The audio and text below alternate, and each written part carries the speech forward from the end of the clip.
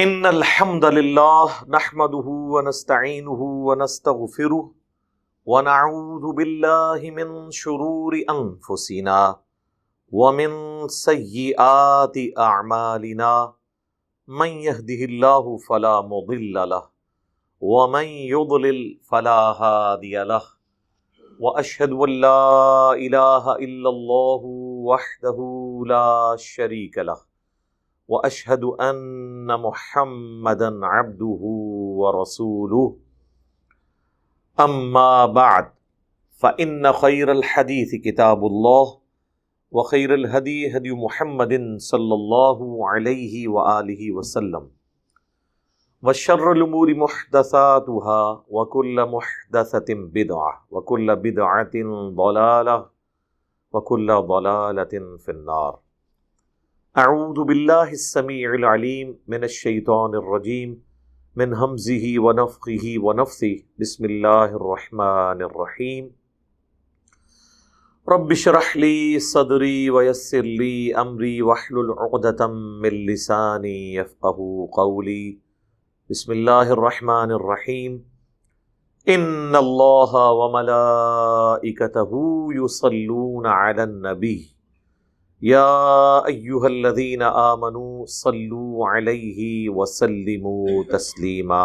اللہم صل علی محمد وعلی آل محمد کما صلیت علی ابراہیم وعلی آل ابراہیم انک حمید مجید. اللہم بارک علی محمد وعلی آل محمد کما بارکت علی ابراہیم وعلی آل ابراہیم انک حمید مجید. اللہم ربنا آتنا فی الدنیا حسنہ وفی الآخرۃ حسنۃ وقنا عذاب النار. ربنا آتنا من لدنک رحمہ وہیئ لنا من امرنا رشدا. لا الہ الا انت سبحانک انی کنت من الظالمین. حسبنا اللہ ونعم الوکیل. یا حی یا قیوم برحمتک استغیث ولا حول ولا قوة الا باللہ العلی العظیم. آمین. الحمدللہ آج 19 ستمبر 2021 کو قرآن کلاس نمبر 93 کی اسٹوڈیو ریکارڈنگ ہونے جا رہی ہے. آج انشاءاللہ تعالی ہم سورۃ المائدہ کی آیت نمبر 33 سے آنورڈ ڈسکس کریں گے. یہ آیت نمبر 33 جو ہے سورۃ المائدہ کی، یہ مشہور ترین آیات میں سے ایک آیت ہے. مختلف آیات ہیں جن کے نام بھی ہیں. جو ان آیات کے اندر مضامین آتے ہیں اس کے اعتبار سے، انہی آیات میں سے ایک یہ آیت بھی ہے. اسے آیت محاربہ کہتے ہیں. یعنی وہ لوگ جو اللہ اور اس کے رسول عز و جل و صلی اللہ علیہ وآلہ وسلم کے خلاف بغاوت کرتے ہیں، ان کی سزا کیا ہے، ان کا انجام کیا ہونا چاہیے. فساد فی الارض کرنے والے جو لوگ ہیں، زمین میں فساد مچانے والے لوگ، ان کی سزا اس آیت کے اندر بیان ہوئی ہے. اور اس کی پریکٹیکل ایگزیکیوشن اللہ کے محبوب صلی اللہ علیہ وآلہ وسلم کے مبارک دور میں بھی ہوئی، اور پھر سیدنا علی کے دور کے اندر بھی جنگ نہروان کے موقع پر خوارج کے ساتھ اس قسم کا سلوک کیا گیا، کیونکہ وہ بھی فساد فی الارض کرنے والے، ریٹ آف دی گورنمنٹ کو چیلنج کرنے والے تھے. اسی کانٹیکسٹ میں ایک حدیث ہے بخاری اور مسلم دونوں کے اندر، اس کے بعد ہم انشاءاللہ اس آیت کو کور کرتے ہیں، کہ اللہ کے محبوب صلی اللہ علیہ وآلہ وسلم کے زمانے میں چند غریب لوگ مسلمان ہوئے، یعنی بظاہر کلمہ پڑھا، نبی علیہ السلام کے مہمان ہوئے. آپ علیہ السلام نے ان کو اپنے چرواہے کے ساتھ اٹیچ کیا اونٹوں کی دیکھ بھال کے لیے، لیکن کچھ عرصے کے بعد وہ بے ایمان ہو گئے، اور دنیا کی محبت کی لالچ میں انہوں نے نبی علیہ السلام کے اونٹ بھگانے کے لیے اور ان کو چوری کرنے کے لیے آپ صلی اللہ علیہ وآلہ وسلم کے چرواہے کو قتل کیا. اس کے ہاتھ، پاؤں، کان کاٹ دیے، اس کی آنکھوں میں سلائیاں پھیری، اس اذیت کے ساتھ اسے شہید کیا، پیاسا اسے مار دیا، اور نبی علیہ السلام کے اونٹ لے کر وہ بھاگ گئے۔ خیر وہ کہاں بھاگ کے جا سکتے تھے؟ آپ صلی اللہ علیہ وآلہ وسلم نے اپنے ساتھی روانہ کیے، وہ ان کو پکڑ کر لائے، اور پھر آپ صلی اللہ علیہ وآلہ وسلم نے قصاص کے طور پر، جو بنی اسرائیل کے لیے بھی احکام ہیں، قرآن میں بھی آئے کہ کان کے بدلے کان، آنکھ کے بدلے آنکھ، ناک کے بدلے ناک، دانت کے بدلے دانت، تو آپ صلی اللہ علیہ وآلہ وسلم نے ان سب لوگوں کو قتل کروایا، ان کے ہاتھ پاؤں کٹوائے اور ان کی آنکھوں میں سلائیاں پھروائیں، بالکل وہی کچھ قصاصاً کیا جو کچھ انہوں نے اس چرواہے مظلوم کے ساتھ کیا تھا۔ اب یہ احادیث چونکہ بخاری مسلم میں آئی ہیں، ان کے اوپر جو منکرین احادیث ہیں وہ اعتراض بھی کرتے ہیں، وہ کہتے ہیں کہ جی دیکھیں، ایک طرف تو آپ یہ کلیم کرتے ہیں کہ وما ارسلناک الا رحمۃ للعالمین، نبی صلی اللہ علیہ وآلہ وسلم کو اللہ تعالیٰ نے تمام جہان والوں کے لیے رحمت بنا کر بھیجا، تو بخاری اور مسلم کی یہ والی احادیث آپ علیہ السلام کی بدنامی کا سبب ہیں، ان احادیث کا وہ اس وجہ سے انکار کرتے ہیں۔ کئی منکرین احادیث اس حوالے سے پیدا ہوئے، انہوں نے باقاعدہ کتابیں لکھی کہ یہ سب کی سب اسلام کے خلاف سازش ہیں احادیث۔ ہمارے جہلم شہر میں بھی ایک بندہ تھا، 20-25 سال پہلے کی بات کر رہا ہوں، میں اس کو ملنے کے لیے بھی گیا، اس نے کہا جی یہ رحمت للعالمین ہونے کے خلاف ہیں یہ احادیث، حالانکہ اسے یہ بات سمجھ نہیں تھی کہ بھائی رحمت للعالمین صلی اللہ علیہ وآلہ وسلم کا مطلب یہ نہیں ہے کہ آپ اللہ تعالیٰ کے احکامات میں کوئی سستی دکھائیں گے اور رحمت کی کیٹیگری میں فال کر جائے گی۔ رحمت للعالمین کا مطلب یہ ہے کہ اللہ کے محبوب صلی اللہ علیہ وآلہ وسلم اپنی ذات کی خاطر کسی کو سے بدلہ نہیں لیتے تھے، معافی اور درگزر کی روش اختیار کرتے تھے، لیکن ونس اگر کوئی شخص اللہ کی حدوں کو توڑتا تھا پھر حضور سے زیادہ سخت کوئی نہیں ہوتا تھا، اور یہ چیز آپ کے رحمت للعالمین ہونے کے کوئی منافی نہیں ہے۔ اللہ تعالیٰ بھی تو غفور الرحیم ہے، بخشنے والا ہے، لیکن اللہ تعالیٰ اپنے بندوں کو کیا عذاب نہیں دے گا؟ تو یہ چیز صفت رحمت کو وائلیٹ تو نہیں کر رہی۔ مجرمین کو سزا دینا ہی رحمت ہے ان لوگوں کے حق میں جن مظلومین کے اوپر ظلم ہوا ہے۔ قیامت والے دن جب ابو جہل کو عذاب ہوگا تو یہ ابو جہل کو دیا جانے والا عذاب عمار ابن یاسر کے والدین سیدنا یاسر اور سیدہ سمیہ کے حق میں رحمت ہوگی، کیونکہ انہیں بدلہ ملے گا۔ ایک شخص کے حق میں عذاب دوسرے کے لیے رحمت ہو رہی ہوتی ہے، مظلومین کے لیے۔ تو یہ اللہ کی رحمت کا تقاضا بھی یہ ہے، اور صفت عدل کا تقاضا یہ ہے کہ وہ بدلہ دلوایا جائے۔ دنیا میں بھی قصاص کے طور پہ یہ کیا جاتا ہے۔ سورۃ البقرہ کی آیت نمبر 179 ہے، وَلَكُمْ فِي الْقِصَاصِ حَيَاةٌ يَا أُولِي الْأَلْبَابِ، اے عقل مندو، قصاص میں پوری انسانیت کی زندگی چھپی ہے۔ قتل کے بدلے قتل کیا جائے قاتل کو، معافی کی روش کو ڈسکریج کیا گیا ہے قتل کے کیس میں۔ پچھلی دفعہ ہم اس سے پچھلی آیت جو پڑھ چکے، آیت نمبر 32، جس میں اللہ تعالیٰ نے فرمایا فَكَأَنَّمَا قَتَلَ النَّاسَ جَمِيعًا، اس کے لیے جو فساد فی الارض اور قصاص کے علاوہ اگر کسی کو ناحق قتل کرتا ہے تو اس نے گویا پوری انسانیت کو قتل کیا۔ وَمَنْ أَحْيَاهَا فَكَأَنَّمَا أَحْيَا النَّاسَ جَمِيعًا، اور جس نے ایک انسان کی جان بچائی گویا اس نے پوری انسانیت کو بچا لیا۔ تو قصاص قتل کے بدلے معافی کی روش نہیں ہے، تو یہ اللہ تعالیٰ کی کوئی رحمت کے منافی نہیں چیز ہوگی، بلکہ یہ صفت عدل کا تقاضا ہے، اور مظلومین کو انصاف دلانا مظلومین کے حق میں رحمت ہے، اور اس کافر کے حق میں اللہ کا غضب اور عذاب ہے۔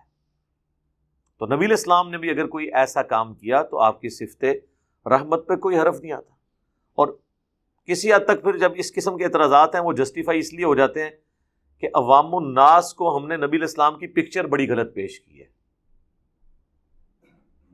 اکثر آپ نے سنا ہوگا کہ نبی علیہ السلام نے کبھی کسی کو بددعا نہیں دی، بالکل جھوٹ ہے۔ تو قنوت نازلہ آپ کیوں پڑھتے رہے ہیں بخاری مسلم میں کافروں کے اوپر اگر بددعا نہیں دی ہے؟ ہاں، آپ نے اپنی ذات کی خاطر اسپیسیفکلی کبھی کسی سے بدلہ نہیں لیا، کسی کو بد دعا نہیں دی، معافی کی روش اختیار کی۔ لیکن جہاں پر آپ کے اصحاب کے ساتھ زیادتی ہوتی تھی، آپ علیہ السلام کی موجودگی میں دین کی حدیں توڑی جاتی تھی، وہاں اللہ کے نبی سے زیادہ سخت کوئی نہیں تھا، اور صحابہ کرام کانپتے تھے حضور کے جلال سے۔ ہمیں تو حضور کی بڑی میٹھی پکچر پیش کی گئی ہے، آپ کو اندازہ نہیں ہے کہ نبی علیہ السلام کا کتنا رعب تھا اپنے صحابہ کے اوپر، اپنے اس اخلاق کے باوجود۔ اخلاق کی تو گواہی اللہ نے دی سورہ آل عمران میں کہ اے نبی، اگر آپ اپنی زبان کے تیز ہوتے اور بد اخلاق ہوتے تو صحابہ کرام آپ کے ارد سے آپ کو چھوڑ کے چلے جاتے، آپ ان کے حق میں بڑے نرم ہیں۔ سورہ توبہ میں آیا حریص علیکم بالمؤمنین رؤوف الرحیم، لیکن اللہ کے احکامات کے معاملے میں حضور کی اتنی سختی ہے۔ بخاری مسلم کی حدیث ہے، جو لوگ اپنے گھروں میں نماز پڑھ لیتے ہیں اور مسجد میں نہیں آتے، میرا دل کرتا ہے میں ان لوگوں کے گھروں کو آگ لگا دوں، اگر مجھے عورتوں اور بچوں کا خیال نہ ہو، کیونکہ ان پہ تو جماعت فرض نہیں ہے۔ صحیح مسلم میں حدیث ہے، جو لوگ جمعے کی نماز ادا نہیں کرتے، اگر مجھے عورتوں اور بچوں کا خیال نہ ہوتا، میں ان لوگوں کے گھروں کو آگ لگا دیتا، اپنی جگہ کسی اور کو امام مقرر کر کے۔ بخاری مسلم میں حدیث ہے، جب فاطمہ نامی عورت کی چوری کا مقدمہ آیا، نبی علیہ السلام کو سفارش کی گئی کہ یہ اونچے خاندان کی ہے، تو آپ نے نماز کے بعد مسجد میں منبر لگایا اور جلال کے عالم میں آپ نے فرمایا اللہ کے احکامات میں تم مجھے سفارش کر رہے ہو؟ اللہ کی قسم تم سے اگلی قومیں اسی لیے برباد ہوئیں کہ ان کے اشرافیہ کے لیے اور قوانین ہوتے تھے اور غریب لوگوں کے لیے، اور اللہ کی قسم اگر میری بیٹی فاطمہ بھی چوری کرتی میں اس کے بھی ہاتھ کٹوا دیتا۔ فرمایا مجھے اللہ کے احکام کے معاملے میں سفارش کر رہے ہو تم؟ تو نبی علیہ السلام رحمت للعالمین کا قطعاً یہ مقصد نہیں ہے کہ آپ کھلی چھٹی دی ہوئی ہے آپ نے لوگوں کو۔ یہاں بھی حضور کا چرواہا قتل ہوا تو آپ نے اس کے بدلے میں اسے قتل کروایا، اس کی آنکھوں میں سلائیاں پھروائیں ان لوگوں کی جنہوں نے اس کو قتل کیا، ان کے ہاتھ پاؤں کٹوائے، ان کو پیاسا ریگستان میں پھینک دیا، تڑپ تڑپ کے انہوں نے جان دی۔ اس کے ثبوت میں یہ آیت بھی سورۃ المائدہ کی آیت نمبر 33 آیت محاربہ ہے کہ آپ نے فساد فی الارض کرنے والوں کو کیا سزائیں دینی ہے۔ تو قرآن میں آئی ہیں نا، یہ تو بخاری مسلم میں تو نہیں، آپ دیکھیں کتنے سخت الفاظ کے ساتھ یہاں پہ اللہ تعالیٰ ذکر کر رہا ہے۔ اعوذ باللہ من الشیطان الرجیم، بسم اللہ الرحمن الرحیم۔ انما جزاء الذین یحاربون اللہ ورسولہ، وہ لوگ جو کہ اللہ اور اس کے رسول سے جنگ کرتے ہیں، ان کی تو سزا اس کے سوا کچھ نہیں۔ وَيَسْعَوْنَ فِي الْأَرْضِ فَسَادًا، اور زمین میں فساد کرتے ہیں، اسی سے وہ فساد فی الارض، زمین میں فساد، جس سے وہ ہمارا ایک فوجی آپریشن بھی چل رہا ہے رد الفساد، وہ ادھر سے ہی ڈیڈکٹ کیا گیا ہے۔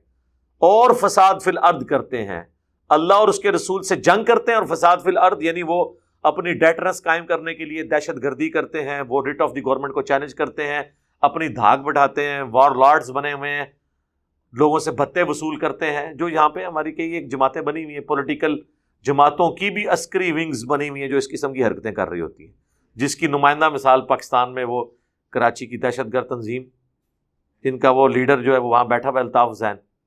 تو یہ فساد فی الارض کرنے والے لوگ ہیں، یہ لوگ اور جو اللہ اور اس کے رسول سے جنگ کرنے والے ہیں، ان کی سزا تو اس کے سوا کچھ نہیں، این یقتلوا۔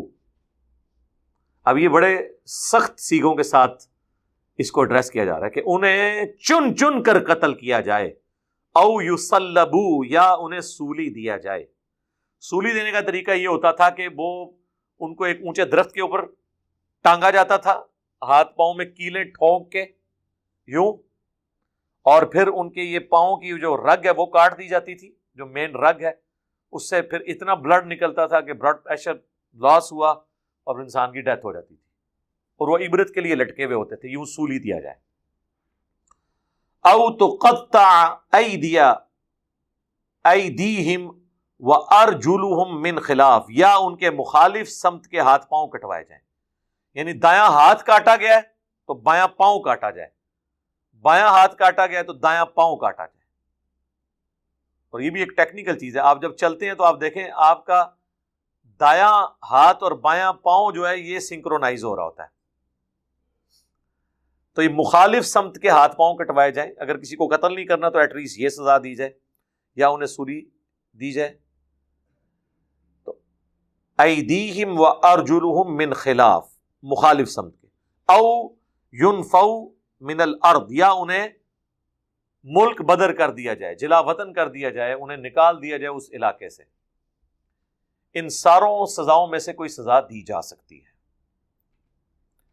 ظاہر ہے کہ وہ ڈپینڈ کرتا ہے کہ کیا صورتحال ہے، کس شخص کی جرم کی نوعیت کس لیول کی ہے، اس کو اس اعتبار سے سزا دی جائے۔ یہ یعنی پھر قاضی کا کام ہوگا، جسٹس کا کام ہوگا کہ وہ تعزیراً اس میں سے ڈیسائیڈ کرے گا کہ اب کیا اس کے ساتھ سلوک کرنا ہے۔ یہ ساری اللہ نے جو حدود بیان کیے ان میں سے وہ ڈیسائیڈ کر لے کہ ہاں اس کو یوں کیا جا سکتا ہے۔ ذالک لہم خزی فی الدنیا، یہ تو ہے دنیا کی رسوائی ان کے لیے، وَلَهُمْ فِي الْآخِرَةِ عَذَابٌ عَظِيمٌ، اور آخرت میں ان کے لیے بہت بڑا عذاب ہے، وَلِعَوْذُ بِاللَّهِ تعالی۔ اب یہی سزائیں پھر بعد میں دی گئی نا، مسند احمد میں، سنن ابی داؤد، سنن نسائی میں، مشکات میں بھی آپ کو ایک پورا چیپٹر ملے گا، بخاری کے اندر بھی ہے، کتاب استتابت المرتدین، یعنی مرتدین کی سزا کیا ہے، فساد فی الارض کرنے والوں کی سزا کیا ہے۔ اس میں آپ کو حدیثیں ملیں گی خوارج والی، جو حضرت علی نے ان کے ساتھ قتال کیا تھا نہروان پہ، اس میں آپ کو بخاری مسلم بھی احادیث ہیں، کچھ ڈیٹیل احادیث ابو داؤد، نسائی میں، مسند احمد میں، کہ ان کی لاشیں جو ہے نا وہ پھر کوفہ سٹی کے دروازوں پہ لٹکائی گئی تھی، عبرت کے لیے ان کے سروں کو لٹکایا گیا تھا تاکہ باقی لوگوں کے لیے عبرت بنے، یہ چیز ڈیٹرنس کے لیے کہ باقی لوگ اس قسم کی حرکتوں سے باز آ جائیں، کیونکہ وہ مسلمانوں کو قتل کرتے تھے۔ حضرت علی نے آخری وقت تک کوشش کی کہ یہ مین سٹریم میں واپس آ جائیں، ان کے وظیفے بھی بند نہیں کیے، کیونکہ کلمہ گو اہل قبلہ تو تھے، لیکن جب انہوں نے مسلمانوں کو قتل کرنا شروع کیا تو پھر ان سے نہروان کی جنگ لڑنی پڑی۔ تو اس میں جو اس قسم کی سخت سزائیں دی جاتی تھی وہ اسی نوعیت کی، جو قرآن میں ان کی اصل جڑ موجود ہے، یہ آیت محاربہ سورہ المائدہ آیت نمبر 33۔ لیکن اس میں ایک ایکسیپشن دے دیا ہے، الا الذین تابوا، ہاں اگر وہ توبہ کر لیں، من قبل ان تقدروا علیہم، اس سے پہلے کہ تم انہیں قابو میں کر لو، پھر تو ان کی توبہ قبول ہے۔ پکڑے جانے سے پہلے ان کی توبہ قبول ہے، کیونکہ پھر تو انہوں نے واقعی سے ہی توبہ کی۔ جب پکڑے گئے تو پھر تو آپ کو پتہ ہے کہ اس وقت تو سارے لوگ کہتے ہیں جی منو معاف کر دو، تو ان کی معافی اس وقت ایکسیپٹ نہیں کی جائے گی۔ فَاعْلَمُوا، خوب جان لو، ان اللہ غفور رحیم، کہ اللہ تعالیٰ یقیناً بہت بخشنے والا مہربان ہے۔ لیکن یہ اس صورت میں ہے جب آپ پکڑے جانے سے پہلے توبہ کریں گے، پکڑے گئے پھر سزا ایگزیکیوٹ ہوگی۔ اسلامی سزائیں جتنی ہیں نا، ان میں اگر جوڈیشری میں کیس پروف ہونے سے پہلے آپ توبہ کر لیں تو آپ کی توبہ قبول ہے۔ آگے چل کے چور کی سزا بھی آئے گی آیت نمبر 38 کے اندر۔ وہ چور کی سزا بھی اس چور کے لیے ہے جو یعنی پکڑا گیا ہے، عدالت میں کیس ثابت ہو گیا ہے۔ اگر کوئی چور عدالت میں جا کے یہ کہتا ہے کہ جی ٹھیک ہے جی میں چوری کا مال واپس کر دیتا ہوں اور تاوان کے طور پہ اس سے اور رقم بھی مالک کو واپس کرتا ہوں، بے شک کر دے، لیکن ہاتھ کٹیں گے، کیونکہ جب پبلک میں کوئی گناہ رپورٹ ہوتا ہے نا اور پھر سزا ایگزیکیوٹ نہیں ہوتی تو پھر ڈیٹرنس نہیں ہوتی۔ اسی لیے اسلامی سزائیں اتنی سخت ہیں تاکہ چند ایک کو سزا ملے اور اس کی دہشت ایسی ڈیٹرنس پڑے کہ لوگ بچ جائیں۔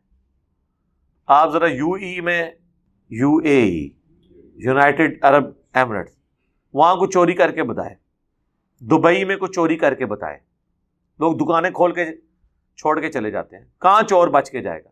جب یہ یقین ہو نا کسی کو چور کو میں نے پکڑا جانا ہے، وہ کبھی چوری نہیں کرتا۔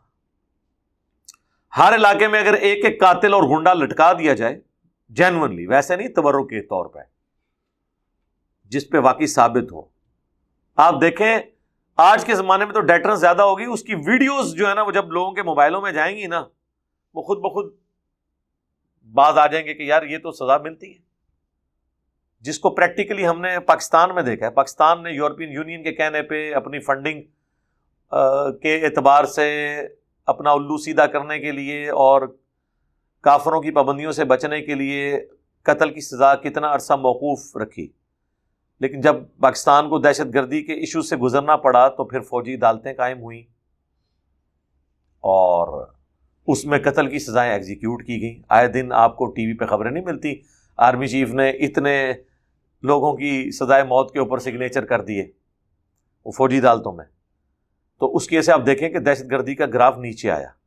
یعنی پریکٹیکلی کم از کم پاکستان نے تو اسلامک سزاؤں کی برکات دیکھ لی ہیں. جب تک آپ جیلوں میں دہشت گردوں کو رکھتے تھے ان کو امید لگی رہتی تھی کہ کبھی ہمارے ساتھی ہمیں چھڑوا کے لے جائیں گے, اور کئیوں کو لے کے بھی چلے گئے وہ, تو وہ پھر شیر رہتے تھے. لیکن جب آپ کسی کو پتا ہو کہ میں مارا جاؤں گا سر, پھر وہ رسک نہیں لیتا. اور اس کی وجہ سے پھر آپ دیکھیں کہ اسلامک سزائیں ہم نے ایگزیکیوٹ کی ہیں, معاملات سیدھے ہوئے ہیں. پریکٹیکلی ہم نے یہ سیکھ لیا ہے کہ اسلامک سزائیں اگرچہ سخت ہیں لیکن یہ ڈیٹرز بن جاتی ہیں. تو مجھے بتائیں کہ اگر آئے دن مجرم لوگوں کو ناحق قتل کرتے رہیں, قتل ناحق ہوتا رہے, فساد فی الارض ہوتا رہے, اس کی بجائے ایک یا دو تین بندے ٹانگ دیے جائیں اور پھر پورے کے پورے ایریے میں ایسی ڈیٹرس قائم ہو کہ لوگ جرم کریں ہی نہ, تو یہ تو نفع کا سودا ہے. اس کو تو ہم میتھمیٹیکلی, ایتھیکلی, سوشلی پروو کر سکتے ہیں.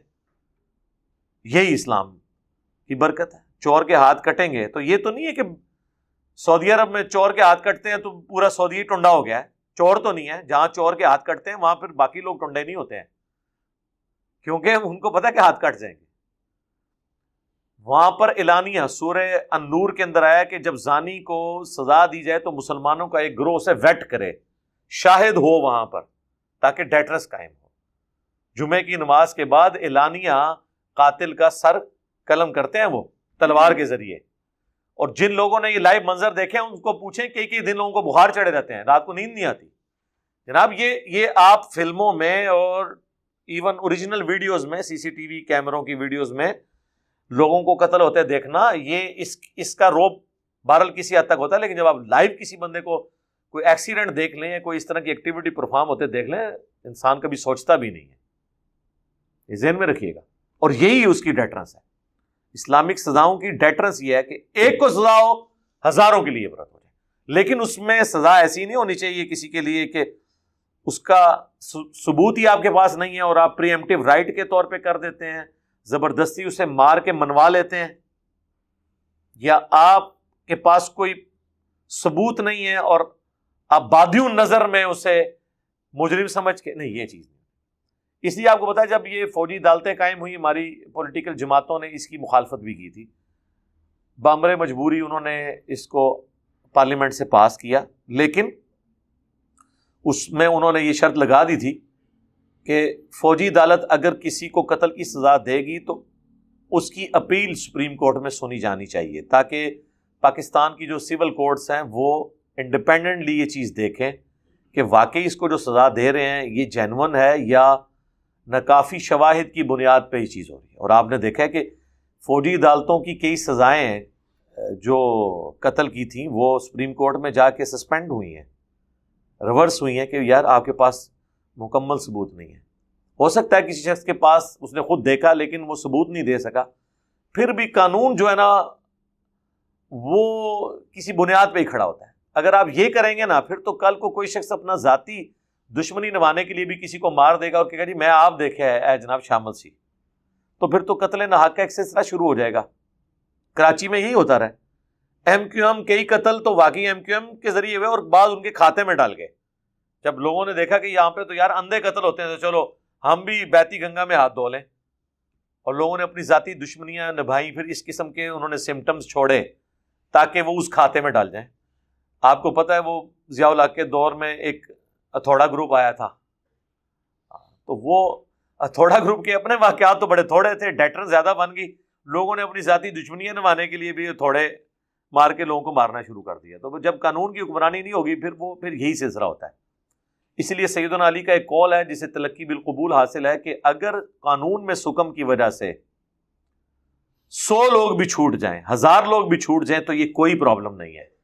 لیکن اس سکم کی مدد قانون میں آپ اس اعتبار سے کوئی ایسی چینج نہ کریں کہ کوئی اس چینج کی وجہ سے کوئی ایک مظلوم جو ہے وہ پھانسی لگ جائے یا اسے سزا ہو جائے, کیونکہ اس سے پھر معاشرے کی جڑ کٹ جائے گی. معاشرہ جو ہے وہ احترام جان اور احترام مال پہ چلتا ہے. جس معاشرے میں جان اور مال کی حفاظت نہ ہو وہ معاشرہ قائم نہیں رہ سکتا. اور جہاں پر جان اور مال کی حفاظت ہو، بے دین معاشرہ بھی ہو، خوشحال معاشرہ ہوگا. یورپ اور امریکہ کے معاشرے آپ دیکھ لیں، کیونکہ انصاف ہے. اور نبی علیہ السلام کا آخری خطبہ جو یوم النحر کا ہے، بخاری مسلم دونوں میں، جو آپ نے عید کے دن خطبہ دیا تھا یوم عرفہ سے اگلے دن مینا کے اندر، جس میں آپ نے فرمایا تھا کہ زمانہ گھوم گھما کے اسی جگہ پر واپس آ گیا ہے جہاں پہ اللہ تعالیٰ نے اسے تخلیق کیا تھا. سال کے 12 مہینے ہیں، ان میں سے 4 حرمت والے ہیں. اور پھر آپ نے فرمایا بتاؤ یہ کون سا مہینہ ہے، یہ کون سی جگہ ہے، یہ کون سا دن ہے. ہر ایک سوال کے جواب میں صحابہ نے کہا کہ اللہ اور اس کا رسول بہتر جانتے ہیں. کیونکہ صحابہ کہتے ہیں ہمیں پتہ تو تھا، لیکن ہم نے گمان کیا شاید اللہ کے نبی علیہ السلام ان چیزوں کے نام چینج کر دیں گے، تو اس لیے ہم کہتے تھے اللہ اور اس کا رسول بہتر جانتے ہیں. تو آپ نے فرمایا کیا یہ شہر مکہ نہیں ہے؟ صاحب نے کہا بلا یا رسول اللہ. کیا یہ حرمت والا مہینہ ذوالحجہ کا نہیں ہے؟ کہا بلا یا رسول اللہ. کیا یہ قربانی کا دن یوم النحر مینا کے اندر 10 ذوالحجہ یہ اللہ کے نزدیک حرمت والا دن نہیں ہے؟ سب نے کہا بلا یا رسول اللہ. تو آپ نے فرمایا جس طرح یہ شہر مکہ، یہ مہینہ اور یہ دن اللہ کے نزدیک حرمت والے ہیں، اسی طریقے سے تمہاری جان، مال، عزت، آبرو ایک مومن کی دوسرے پہ حرام ہے. مکے کی بے حرمتی کو تو لوگ گناہ سمجھتے ہیں، لیکن اپنے پڑوسی کے ساتھ زیادتی کرنے کو گناہ نہیں سمجھتے، اسے دھوکہ دینے کو گناہ نہیں سمجھتے. تو نبی علیہ السلام نے اس کو کمپیئر کروایا کہ اللہ یہ فرق نہیں کرتا یہ مکے کی توہین ہو رہی ہے یا کسی مومن کے ساتھ زیادتی ہو رہی ہے. اللہ کے نزدیک دونوں جرم ہے، حقوق اللہ ہو، حقوق العباد. باقی حدیثوں میں تو اللہ نے اپنے نبی کی مبارک زبان سے حقوق العباد کو حقوق اللہ سے بھی بڑھا دیا، جیسا کہ جامعہ ترمذی میں حدیث موجود ہے، سنن ابن ماجہ میں موقوفاً اس کی سند ٹھیک ہے. عبداللہ بن عمر بن عاص کہتے ہیں کہ کعبہ تیری خوشبو بڑی اچھی ہے، لیکن ایک مومن کی حرمت اللہ کے نزدیک تجھ سے بھی زیادہ ہے، کعبے سے بھی زیادہ ہے. اندازہ کریں. تو یہ ایک بڑی ورتھ ہے اس چیز کی، لیکن ان چیزوں کو اگر خیال کیا جائے تو پھر انسان کو آتا ہے، ادروائز تو آپ جو مرضی کرتے رہے. تو قانون کو ضرور فالو کرنا چاہیے. جوڈیشری کی حکمرانی نہیں ہوگی تو پھر آپ کسی معاشرے سے کوئی خیر کی توقع نہ کریں. سیدنا علی کا ایک اور قول بڑا مشہور ہے کہ معاشرہ دین کے بغیر چل سکتا ہے لیکن انصاف کے بغیر نہیں چل سکتا. یہ آپ کو جب جوڈیشری کی وہ تعلیم دی جاتی ہے نا، وکیل حضرات جو پڑھتے ہیں، حضرت علی کا یہ قول اس میں پڑھایا جاتا ہے، یہ پریکٹیکلی. لیکن یہ بات حقیقت ہے کہ انصاف کا نظام قائم کرنا یہ بڑا مشکل ہے. اپنے بھی ناراض ہو جاتے ہیں اور مخالفین تو پہلے ہی ناراض ہوتے ہیں، کیونکہ پھر جب کسی کا لحاظ نہ کیا جائے تو پھر لوگوں کو تو یہ بات کڑوی لگتی ہے. اسی لیے سیدنا علی کو جب خلیفہ چننے لگے، لوگ کہتے ہیں جی وہ جو حضرت عثمان کے مخالفین تھے انہوں نے حضرت علی کو خلیفہ چنا ہے. جی وہ بھی اس میں شامل تھے، اس لیے کہ ان کو جو اعتراضات تھے خلیفہ وقت کے اوپر، وہ یہ سمجھتے تھے کہ حضرت علی ایک سوٹیبل پرسنالٹی ہیں جن پہ ہمارا اعتماد ہے. ایون حضرت عثمان جب تک زندہ تھے اس وقت تک بھی حضرت علی ہی ان کے درمیان مصالحت کا کردار ادا کر رہے تھے. باقی جو حضرت عثمان کے ساتھی یا باقی صاحب وہ تو حضرت علی کے ساتھ تھے ہی. مخالفین بھی کہتے تھے ہمیں آپ پہ اعتبار ہے، آپ ہمارا مقدمہ ان کے سامنے پیش کریں. حضرت عثمان کے ہی معاملات میں ڈیسیژن کو ریورس بھی کرتے تھے. بالخیر ایک علیحدہ سے ٹاپک ہے، لیکن میں آپ کو بتا رہا ہوں حضرت علی کو جب خلیفہ چننے لگے انہوں نے کہا بھائی اب تو کام خراب ہو چکا ہے، مجھے پتہ ہے یہ عثمان کا قتل بھی تم میرے اوپر ڈالو گے. اور وہی ہوا، کیونکہ ظاہر ہے لوگوں نے کہنا کہ بینیفیشری یہ بندہ ہے، خلیفہ اس کے بعد یہ بن گیا، تو یہ تو ایک نیچرل الزام تھا جو کسی پہ لگ سکتا. تو حضرت علی نے کہا بھائی میں نہیں اس طرح قبول کروں گا. لیکن جب حضرت عثمان کے اپنے ساتھیوں نے اور مخالفین نے سب نے کہا کہ آپ کے علاوہ کوئی سوٹیبل نہیں ہے بندہ، پھر 6 رکنی کمیٹی میں 2 ہی بندے تھے حضرت عثمان کے بعد، تو اب آپ بچے ہیں جن میں فائنل ٹائی پڑی تھی. تو حضرت علی نے اس وقت کہا تھا کہ میں اگر حکومت سنبھالوں گا تو انصاف ہوگا، ورنہ میں گوشہ نشینی اختیار کروں گا. اس وقت تو لوگوں نے کہا ٹھیک ہے جی جناب ہمیں انصاف ہی چاہیے، آپ آئیں حکومت سنبھالیں. لیکن پھر انصاف ہضم نہیں ہوا. پہلا ایگزیکٹو آرڈر ہی اتنا موٹا سی کہ حضرت عثمان کے سارے گورنر معزول. اب آپ اندازہ کریں ایک سلطنت جو 3 جگہوں 3 بر اعظموں تک پھیلی ہوئی ہے، نیا خلیفہ آتے ہی ساروں کو فارغ کرتے، یہاں تو ایک وزیر سے استعفیٰ لینا مشکل ہے۔ اور اس زمانے میں جب قبائلی سسٹم ہے، وار لارڈز موجود ہیں، قبائلی تعصب بھی ہیں، لیکن سر سما اوتاد کا یہ سسٹم تھا، وہ خلیفۃ الرسول اسے مانا جاتا تھا، گویا کہ نبی الاسلام کا حکم ہے اور وہ اس کی پیروی کی جاتی تھی۔ سب لوگ مستعفی ہو گئے، نئے گورنر لگائے گئے، رشیا سے لے کے تو مصر تک، آذربائیجان، خراسان، عراق، شام، سب چینج کیے۔ صرف ایک گورنر ہے جس نے اڑی کی، گورنر شام، امیر شام نے، اور اس کی وجہ سے پھر جنگ صفین حضرت علی کو لڑنی پڑی۔ تو ریٹ آف دی گورنمنٹ کو جب چیلنج کیا جاتا ہے پھر اس قسم کے ڈیسیژن لینے پڑتے ہیں، لیکن اس میں یہ ہے کہ اگر کوئی قابو آنے سے پہلے توبہ کر لے۔ ایک چور نے مال چوری کیا، پکڑا جانے سے پہلے اسے احساس ہوا، وہ جا کے مالک سے کہ بھائی میں تم سے معافی مانگتا ہوں، یہ مال اپنے پاس رکھو، اس کے ہاتھ پیر نہیں کٹیں گے۔ لیکن جب عدالت میں رپورٹ ہو گیا پھر اس کے ہاتھ کٹیں گے تو معافی ہوگی، صرف مال واپس کرنے سے نہیں۔ اس لیے کہ تاکہ جب پبلکلی کو واقعہ رپورٹ ہو جاتا ہے، عدالت میں آ جاتا ہے، اور اس وقت پھر مجرم کو سزا نہ ملے تو باقی لوگوں کا پھر حوصلہ بڑھ جاتا ہے کہ ٹھیک ہے کام چک کے رکھو، پکڑے گئے تو معافی مانگ لیں گے، نہ پکڑے گئے تو ٹھیک ہے، جو کہتے ہیں لگ گیا تو تیر، نہ لگا تو تکا، یہ والا صاحب ہے۔ اس لیے یہ دیکھیں اللہ تعالیٰ نے اس کی ایک ایک چیز اس میں کور کی ہے کہ اگر پکڑے جاؤ تو پھر کوئی معافی نہیں، پکڑے جانے سے پہلے توبہ کر لو، معافی ہے۔ یہ چند ایک چیزیں اس سے ریلیٹڈ تھیں آیت محاربہ سے، اس لیے میں نے اس کو ڈیٹیل کے ساتھ یہاں بیان کیا۔ اب میرے بھائیو جو اگلی آیت آ رہی ہے نا، سورۃ المائدہ کی آیت نمبر 35، یہ میں سمجھتا ہوں کہ خصوصاً سب کانٹیننٹ میں تو بالخصوص ایک ایسی آیت ہے جس کے اوپر پورے کے پورے فرقے کھڑے ہوئے ہیں، اور وہ کہتے ہیں جی قرآن میں اللہ تعالیٰ نے واضح حکم دے دیا ہے کہ وسیلہ تلاش کرنا ہے۔ تو جب قرآن وسیلے کا حکم دے رہا ہے تو پھر قرآن بتا بھی رہا ہوگا کہ وسیلہ کسے کیا کہا جاتا ہے۔ یہ تو نہیں ہے کہ قرآن کے کہ وسیلہ اختیار کرو اور اس کی تشریح جو ہے بابے کریں گے، وہ بھی تو اللہ تعالیٰ نے خود بتایا ہوگا قرآن میں۔ تو اس کے لیے یہ آیت نمبر 35 کوٹ کرتے ہیں، یا ایھا الذین آمنوا اتقوا اللہ، اے اہل ایمان اللہ کا تقوی اختیار کرو، وابتغوا الیہ الوسیلہ، اور اس کی طرف وسیلہ تلاش کرو۔ یعنی آپ نے تقوی اختیار کرنا ہے اور اس کی طرف وسیلہ اختیار کرنا ہے۔ وجاہدوا فی سبیلہ لعلکم تفلحون، اور جہاد کرو اس کے راستے میں تاکہ تم فلاح پا جاؤ۔ اور بعض اوقات یہ واؤ کو اگر تفصیلی طور پہ لیا جائے تو اس کا ترجمہ یوں بنے گا، اس کی طرف وسیلہ تلاش کرو یعنی اس کے راستے میں کوشش کرو تاکہ تم کامیاب ہو جاؤ، یہ ترجمہ بھی درست ہوگا۔ واؤ ہمیشہ اور کے معنوں میں نہیں آتا، واؤ بعض اوقات تفصیل کے معنوں میں بھی آتا ہے جو پچھلی بات ہے، تو دونوں معنی اس کے درست ہیں۔ اب جہاد سے مراد فوراً ہمارے لوگ سمجھتے ہیں شاید تلوار اٹھا کے یا بندوق اٹھا کے جنگ کی جائے، وہ قتال ہوتا ہے جو جہاد کا ایک جز ہے۔ جہاد جنرل ٹرمنالوجی ہے، اس کا ایک حصہ قتال ہے۔ جہاد تو زبان سے بھی ہو سکتا ہے، صحیح مسلم میں حدیث ہے، برائی دیکھو ہو سکے تو اپنے ہاتھوں سے روکو، ہاتھ سے نہیں روک سکتے تو زبان سے، زبان سے نہیں تو کم از کم دل میں برا جانو، لیکن ذالک اضعف الایمان، یہ سب سے کمزور درجہ ہے ایمان کا، دل میں برا جاننا۔ یعنی اللہ کی بھی خواہش ہے کم از کم زبان سے برائی کو برائی کہا جائے۔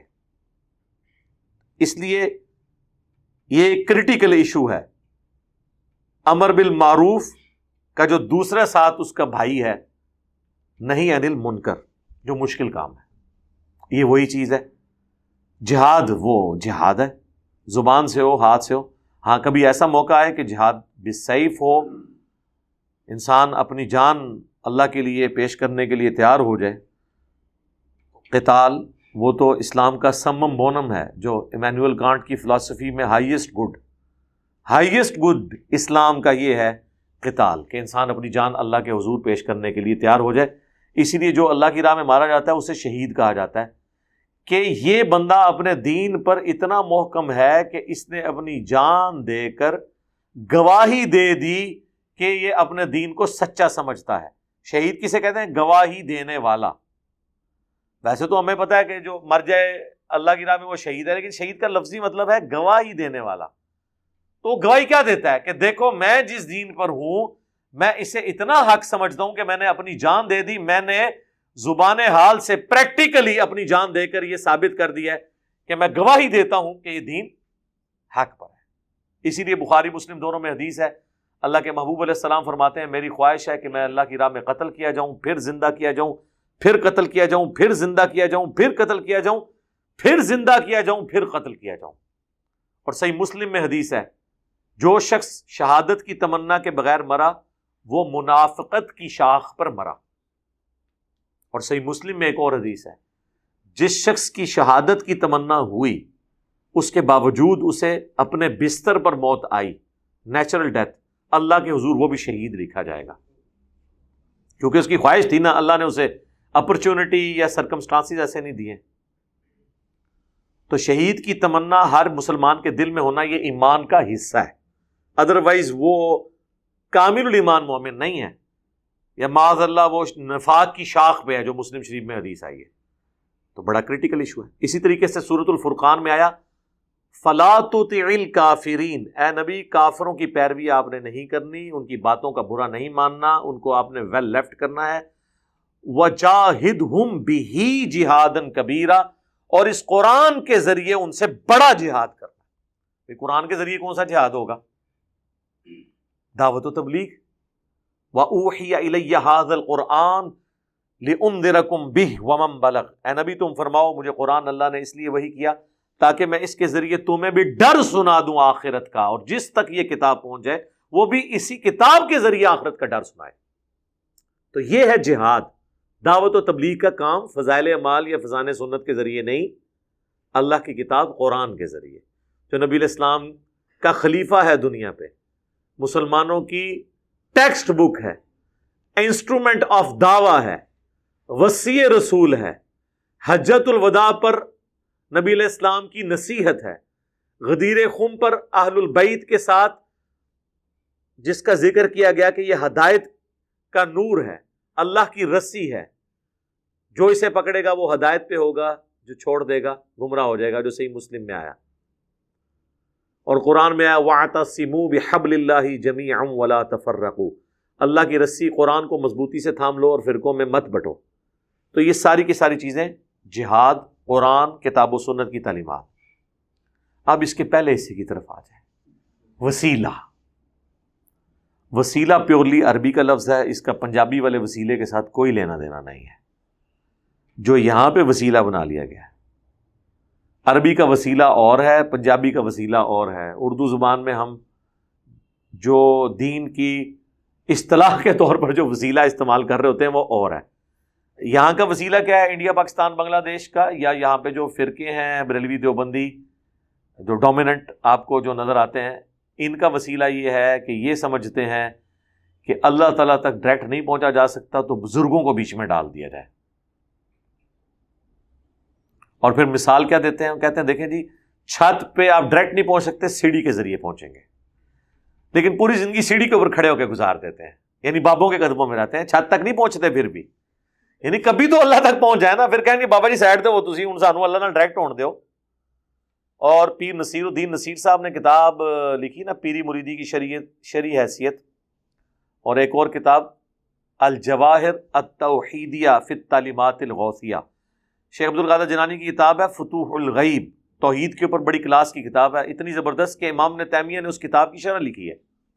تو اس کے اقتباسات جو ہے نا پیر نصیر الدین نصیر رحمہ اللہ نے نا جمع کیے الجواہر التوحیدیہ، یعنی توحید کے موتی شیخ عبد القادر جیلانی کی تعلیمات کی روشنی میں. اس میں انہوں نے لکھا ہے کہ یہاں لوگوں کو بڑا کرنے کے لیے ان کے ساتھ اللہ کا نام جوڑا جاتا ہے اور کہا جاتا ہے یہ اللہ کا ولی ہے یا اولیاء اللہ ہے. ٹھیک ہے، اللہ کا نام جوڑ کے اسے بڑا کیا جاتا ہے. جب وہ بڑا ہو جاتا ہے پھر اسی کو پکڑ کے رکھتے ہیں، پھر اللہ بیچ میں سے نکل جاتا ہے، صرف ولی رہ جاتا ہے. ولی اللہ کا بھی اللہ ختم ہو جاتا ہے. آپ دیکھ لیں ولی اللہ بہت کم لوگ لفظ استعمال کرتے ہیں، اے ولی نے جی، وہ بڑا پہنچیا ولی ہے، وہ کہتے ہیں ولی اللہ بھی وچوں کٹ دیندے نے، یعنی اللہ کو اٹیچ کیا تھا اس کو بڑا کرنے کے لیے، وہ اتنا بڑا ہو گیا کہ اللہ نکل گیا اسی کو بڑا کر لیا۔ وسیلہ اگر اختیار کیا تھا تو اللہ اور اس کے رسول تک پہنچنے کے لیے، اللہ رسول تک تو نہیں پہنچے، وہ انہی کے قدموں میں رہتے ہیں۔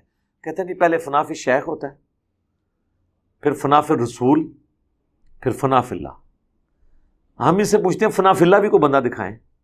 پوری زندگی آپ اپنے شیخوں کو ہی چندے کھلاتے رہتے ہیں، انہی کے درگاہوں کے چکر لگاتے رہتے ہیں، اللہ تک تو آپ پہنچتے نہیں ہیں۔ ایون اگر کوئی کہ جی میں اللہ سے مانگوں گا، اللہ ہی حاجت روا، اللہ مشکل کشا ہے، اس کو کہتے ہیں وابیوں والی باتیں کر رہا ہے، یہ گستاخوں والی باتیں کر رہا ہے۔ اس کا مطلب ہے کہ آپ کی زندگی میں کبھی اللہ تک آپ نے پہنچنا نہیں ہے، کیونکہ آپ غلط ٹریک پہ چڑھ گئے ہیں۔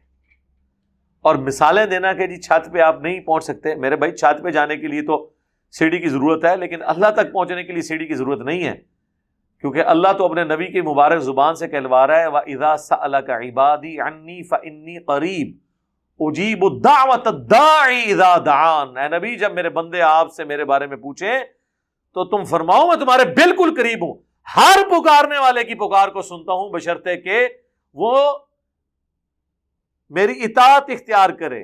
فَلْيَسْتَجِيبُوا لِي وَلْيُؤْمِنُوا بِي، اور مجھ پہ ایمان لائے جیسا کہ ایمان لانے کا حق ہے، تاکہ وہ کامیاب ہو سکے۔ ادعونی استجب لکم، اے میرے بندوں مجھ سے مانگو میں تمہاری دعاؤں کو قبول کروں گا۔ اللہ نے تو کوئی بیچ میں بندہ ڈالا ہی نہیں ہے۔ کوئی قرآن کی ایک دعا دکھائیں انکلوڈنگ حضرت آدم علیہ السلام کی دعا کے، جس میں کوئی بندہ بیچ میں ڈالا ہو اللہ نے۔ 40 کے قریب کم از کم دعائیں قرآن میں آئی ہیں ربنا کے سیغے کے ساتھ، کوئی بابا، کوئی بزرگ، کوئی فرشتہ، کوئی پیغمبر نہیں اس میں۔ تو اللہ تو یہ کہہ نہیں رہا میں بندہ بھی چھپانا ہے، تو زبردستی مثالیں دے رہے ہو دنیا کی۔ اس کے لیے پھر میں نے ایک پھکی تیار کی ہوئی ہے میرے پاس، تو آپ کو پتہ ہے نا اینٹی وینم ہے، کیونکہ کوبرا سانپ کاٹ جائے اس کا علاج کوبرے کے زہر سے ہی ہوتا ہے، اسے کہا جاتا ہے اینٹی وینم۔ تو دوائی یعنی کوئی اثر نہیں کرتی، تو اس کا اینٹی وینم میں نے یہ رکھا ہوا ہے کہ اگر آپ اللہ کے لیے مثالیں بیان کریں گے نا، تو پہلی بات ہے قرآن میں آیا کہ اللہ تعالیٰ کے لیے مثالیں بیان نہ کرو، حتیٰ کہ یہاں تک آیا وَلَا تَقُولُوا عَلَى اللَّهِ إِلَّا الْحَقَّ، اللہ پہ مت کوئی بات کیا کرو مگر وہی جو حق پر مبنی ہے، جھوٹ نہ بولو۔ لا تغلوا فی دینکم، اپنے دین میں غلو نہ کرو۔ اللہ نے تو یہ بیان کر دیا کہ میرے لیے کوئی مخلوق کی مثال بیان کی جائے سوائے ان مثالوں کے جو اللہ نے قرآن میں خود بیان کر دی۔ دوسرا، دنیا کی ساری مخلوقات، اس کائنات کی ساری مخلوقات مل کے قیامت والے دن اللہ کی عدالت میں کسی شخص کے خلاف جھوٹی گواہی دے دیں، یہ بالفرض ہے سمجھانے کے لیے۔ سارے جن، سارے فرشتے، سارے پیغمبر، سارے انسان جھوٹی گواہی دے دیں کسی بندے کے بارے میں، کیا اللہ تعالیٰ اس گواہی کو قبول کر کے اس بندے کے خلاف فیصلہ سنا دے گا؟ کیوں؟ دنیا میں تو ایسے ہی ہوتا ہے کہ اگر لوگ کسی شخص کے خلاف جھوٹی گواہی بھی دے دیں، اور ظاہر ہے کہ کوئی ایکسٹرا کوئی ثبوت نہ ہو اس کو اپنی بے گناہی ثابت کرنے کے لیے، تو دنیا میں اس کی سزا ایگزیکیوٹ ہو جاتی ہے۔ تو آخرت میں بھی ہو جانی چاہیے، کیونکہ آپ تو دنیا کی مثالیں دیتے ہیں نا۔ تو دنیا کا اگر قاضی، کیونکہ قاضی کے پاس تو علم الغیب نہیں ہے، وہ جو سامنے گواہی ہے اس کی بنیاد پہ فیصلہ کر دیتا ہے، تو اللہ کو بھی چاہیے کہ وہ بھی فیصلہ کر لیں۔ اللہ فیصلہ نہیں کرتا، اس کا مطلب ہے اللہ کے لیے دنیا کے جسٹس کی مثال بھی نہیں دی جا سکتی، تو دنیا کی چھت اور سیڑھی کی مثال بھی اللہ کے لیے نہیں دی جا سکتی، کیونکہ اللہ تو بیچ میں ڈال ہی نہیں رہا کسی کو۔ وہ تو انسانیت کا میگنا کارٹا جسے کہا کرتے تھے ڈاکٹر اسرار صاحب، جو برٹن امپائر کے اندر حکمران سے رعایا ڈائریکٹ سوال پوچھ سکتی ہے، اس کے لیے جو رول بنایا گیا، وہ جو ایک پورا چارٹر تیار ہو، اسے میگنا کارٹا کہا جاتا ہے۔ تو ڈاکٹر اسرار صاحب فرماتے تھے انسانیت کا میگنا کارٹا سورۃ البقرہ کی آیت نمبر 186 ہے، وَإِذَا سَأَلَكَ عِبَادِي عَنِّي فَإِنِّي قَرِيبٌ۔ جس طرح وہاں گورے کہتے تھے نا، ہم حکمران کے دروازے کو کھٹکھٹا سکتے ہیں انصاف کے لیے جس وقت چاہیں، اور اللہ کا کہہ رہا ہے اے نبی جب میرے بندے آپ سے میرے بارے میں پوچھیں فرماؤ میں تمہارے بالکل قریب ہوں، ہر سننے والے کی پکار کو سنتا ہوں، اجیب الدعوۃ الداعی اذا دعان، جب وہ مجھے پکارے۔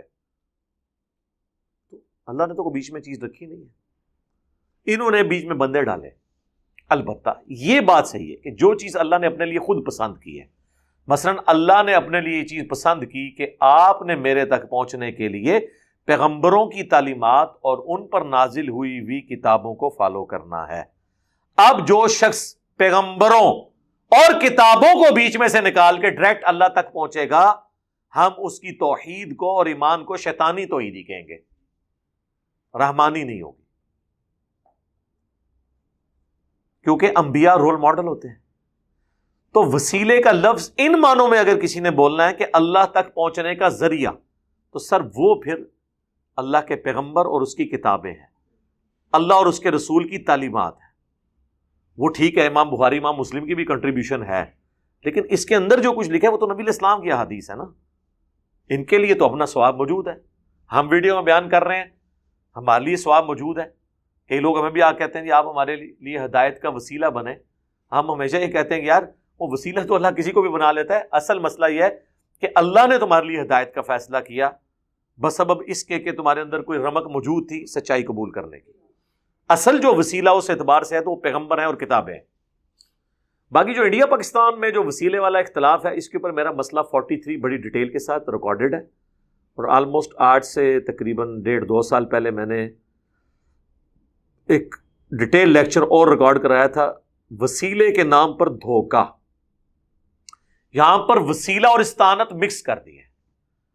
یہ نام وسیلے کا لیتے ہیں، بھائی ہماری زبان میں وسیلہ یہ ہے کہ کوئی شخص یہ کہے کہ اے اللہ تجھے تیرے نبی کا واسطہ، میرا فلاں کام کر دے، تو اس میں آپ نے رسول اللہ سے تو کچھ نہیں مانگا، کس سے مانگا ہے؟ اللہ سے۔ کسی فرشتے جن پیغمبر سے کچھ نہیں مانگا۔ وہ کہتے ہیں نہیں جی یہ تو وسیلہ ہے نا، لیکن یہ بھی وسیلہ ہے۔ اگر کوئی کہتا ہے نا یا رسول اللہ مدد، یا علی مدد، یا شیخ عبد القادر جیلانی، تو یہ بھی وسیلہ ہے۔ ہم کہتے ہیں یہ کیسے وسیلہ ہو گیا، تو ڈائریکٹ پکار رہے ہیں ہم ان کو۔ وہ کہتے ہیں اصل میں یہ ہوتا ہے کہ جب ہم ان کو پکارتے ہیں نا تو وہ اللہ سے ریکویسٹ کرتے ہیں، اللہ پھر دوبارہ ان کی ڈیوٹی لگاتا ہے، پھر وہ اللہ کے اذن سے ہماری مدد کرتے ہیں۔ ہوں ایڈی کہانی تھی بنائی ہے کتنے لکھی ہے، یہ تو میں 2 منٹ فیل کرتی ہے نا، ایک اینٹی وینم ادھر سے بھی تیار ہے۔ وہ اینٹی وینم یہ ہے کہ اللہ کے بندو، اگر اسی طریقے سے آپ نے چیزوں کو ماننا ہے تو بتاؤ بارش کون برساتا ہے؟ اللہ۔ ڈیوٹی کس کی ہے؟ فرشتوں کی۔ تو ہم فرشتوں سے بارش مانگتے ہیں یا اللہ سے مانگتے ہیں؟ اللہ کے نبی علیہ السلام نے فرشتوں سے بارش مانگی یا اللہ سے؟ اور صحابہ کرام نے صلاۃ الاستسقاء پڑھ کے رسول اللہ یا کسی فرشتے سے بارش مانگی یا اللہ سے مانگی؟ اللہ سے۔ حتیٰ کہ صحیح بخاری میں 1010 نمبر حدیث ہے، انا کنا نتوسل الیک بنبینا۔ حضرت عمر کہتے ہیں اے اللہ پہلے ہم تیرے نبی کے وسیلے سے تیری طرف متوجہ ہوتے تھے، یعنی ہم ان سے دعا کرواتے تھے اپنے حق میں، اور تو بارش نازل فرماتا تھا۔ اب ہم ان کے چچا کو لے کے آئے کیونکہ حضور علیہ السلام فوت ہو گئے ہیں، لیکن حضور علیہ السلام کے دنیا سے جانے سے آپ کی بزرگی تو ختم نہیں ہوئی ہے۔ آپ کی بزرگی آج کی ڈیٹ میں اس سے زیادہ ہے جو آپ کی مبارک زندگی میں تھی۔ کیوں؟ وَلَلْآخِرَةُ خَيْرٌ لَكَ مِنَ الْأُولَى۔ یہ اللہ نے اپنے نبی کو گارنٹی دی ہے، اے نبی آپ کی زندگی میں آنے والا ہر اگلا لمحہ وہ پیچھے جو گزر چکا ہے اس سے بہتر ہوگا۔ حضور کی قبر کی زندگی آپ کی دنیا کی زندگی سے بہتر ہے، آپ کی آخرت کی زندگی قبر کی زندگی سے بہتر ہوگی، آپ کی جنت کی زندگی آپ کی آخرت کی زندگی سے بہتر ہوگی قیامت کی۔ تو یہ تو مسلسل آپ کو اللہ تعالیٰ کے درود سے، اللہ کی رحمتوں سے نفع پہنچ رہا ہے۔ اللہم صلی علی محمد وعلی آل محمد۔ تو نبی علیہ السلام کی بزرگی کیا ختم ہو گئی تھی جو حضرت عمر کہہ رہے ہیں؟ اس لیے کہ حضرت عمر کو پتا تھا اب ہم حضور کے ساتھ کمیونیکیٹ نہیں کر سکتے۔ جب دنیا میں موجود تھے تو صحابہ اپنے مسئلے حضور کے پاس لے کے جاتے تھے۔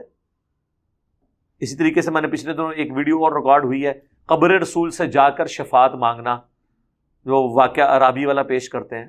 1 گھنٹہ میں نے لگایا اس پہ، ان کی تسلی کروائی کہ خدا کے لیے یار یہ معاملات اس طرح نہیں ہیں، تم لوگ کس طریقے سے جعلی روایتوں کے اوپر چلتے ہو۔ حضرت عمر نے امت کو عقیدہ دے دیا کہ آپ وسیلہ شخصی یہ ہے کہ کسی نیک بندے سے اس کی زندگی میں جا کے آپ دعا کروائیں۔ اس کی اصل تو قرآن میں موجود ہے، قرآن میں کئی جگہ حضور کو کہا گیا اپنے صحابہ کے لیے دعا کریں۔ سورہ توبہ میں آیا نبی آپ کی دعا ان کے دلوں کی آنکھوں کی ٹھنڈک کا سبب ہے۔ ظاہر ہے آپ کسی شخص کے لیے اللہ کے نبی دعا کریں، اس کو اس سے بڑا اور نفع کیا پہنچ سکتا ہے؟ تو حضور کی دعاؤں کا حصہ آج بھی ہمیں مل رہا ہے، جو آپ نے اپنی زندگی میں اپنے آنے والی امتیوں کے لیے دعائیں کی ہیں، لیکن آج تو کوئی نہیں کر سکتا۔ صحیح بخاری میں ایک صحابی کی پنڈلی ٹوٹ گئی عبداللہ بن عتیق، نبی علیہ السلام نے ان کی ٹانگ سیدھی کر کے مبارک ہاتھ پھیرا تو وہ جڑ گئی، اور وہ کہتے ہیں مجھے یوں لگا جیسے کبھی ٹوٹی نہیں تھی پنڈلی کی ہڈی۔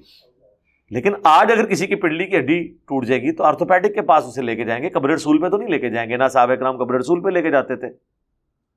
اور میں نے اس پہ ان کو کہا کہ یار اگر آپ لوگ اتنے بڑے عاشق رسول ہو تو ٹھیک ہے، اپنی پنڈلی کی قربانی کرو اور پورے انڈیا پاکستان بنگلہ دیش کو نہ صرف اپنے فرقے کا کر لو بلکہ کافر بھی مسلمان ہو جائیں گے، تو روزہ رشید تک آپ کا ویزا ہم لگوا دیتے ہیں۔ تو ان کو سمجھ آ جائے گی کہ حضور کی زندگی کے معاملات ڈیفرنٹ تھے، بات کے ڈیفرنٹ ہے۔ آپ سے دعا کروانا وسیلہ شخصی ہے، یہ تو یعنی صحابہ کرام کا اس کی اصل قرآن میں ہے کہ نبی علیہ السلام کی دعائیں۔ پھر آپ دیکھیں حضرت یوسف علیہ السلام کے بھائی جب اپنی غلطی کا احساس ہوتا ہے تو وہ اپنے باپ سے کہتے ہیں آپ ہمارے لیے دعا کریں، تو دعا کروانا وسیلہ شخصی ہے۔ یہ وہ وسیلہ ہے جو اصل وسیلہ ہے۔ تو ٹوٹل 5 وسیلے ہیں، ان میں سے پہلا وسیلہ ہے کسی نیک بندے سے جو آپ کے سامنے موجود ہے جا کے دعا کروانا۔ مسئلہ 43 میں نے ڈیٹیل سے اس کے دلائل دی۔ دوسرا وسیلہ ہے نیک اعمال کے ذریعے اللہ کو واسطہ پیش کرنا، جو قرآن میں ہے وَاسْتَعِینُوا بِالصَّبْرِ وَالصَّلَاةِ، صبر اور نماز کے ذریعے اللہ کی مدد چاہو۔ بخاری مسلم میں 3 لوگ غار میں پھنس کے تھے اور آگے پتھر آ گیا، تینوں نے اپنے ایک ایک نیکی اللہ کی بارگاہ میں پیش کی اور کہا اس کے وسیلے سے اگر یہ عمل تیری بارگاہ میں قبول ہے تو اس پتھر کو ہٹا دے۔ تھوڑا تھوڑا کر کے وہ پتھر کھسکا اور وہ آزاد ہو گئے۔ یہ دوسرا وسیلہ ہے اپنے نیک اعمال کا جو آپ نے اللہ کی رضا کی خاطر کیے، آپ اللہ کے حضور پیش کریں، اللہ تعالیٰ اس کی برکت سے آپ کی پرابلمس کو سوالو کرے گا۔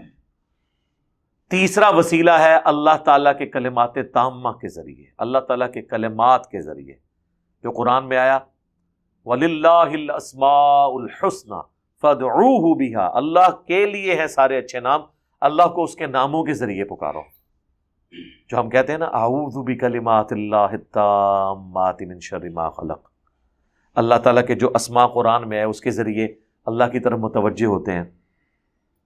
صحیح بخاری اور سنن ابو داؤد میں حدیث ہے کہ اے اللہ ابراہیم اپنے 2 بیٹوں اسحاق اور اسماعیل کو ان کلمات کے ذریعے تیری پناہ میں دیتے تھے، میں بھی اپنے 2 بیٹے حسن و حسین کو ان کلمات کے ذریعے تیری پناہ میں دیتا ہوں۔ اعیذکما بکلمات اللہ التامہ من کل شیطان وہامہ ومن کل عین لامہ، ہر طرح کے شیاطین کے اگینسٹ، ہر طرح کے نظر لگانے والی چیزوں کے اگینسٹ میں تیری پناہ میں دیتا ہوں۔ بسم اللہ الذی لا یضر، میں اس اللہ کے نام کے ساتھ آغاز کرتا ہوں کہ جس کے نام کی برکت سے زمین و آسمان میں کوئی چیز نقصان نہیں پہنچا سکتی۔